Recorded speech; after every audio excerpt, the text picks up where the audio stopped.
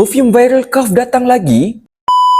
Kali ni versi extract di parfum. Mereka telah keluarkan versi yang terbaru iaitu Mineral Wave, Amber Musk dan juga Spice Stone. Untuk video kali ni aku akan review satu persatu untuk korang. Yang pertama adalah Spice Stone. It is very spice dan juga aromatik. Gabungan di antara kayu manis dan juga lavender membuatkan perfume ini bila korang pakai menampakkan korang lebih classy dan juga masculine. Bagi aku lah kan, perfume ni memang sangat sesuai untuk dijadikan sebagai dating scent. The second one on my list adalah Amber Musk. It smells very good. Opening tu memang korang akan dapat bauan ke arah teh chamomile. Dia memang sangat fresh, at the same time ada sedikit bau floral, and bagi aku lah kan, it is very super clean type of fragrance. You can't go wrong with this perfume, and suggestion by me, you boleh pakai perfume ni untuk pergi office. And the last one kita ada Mineral Wave.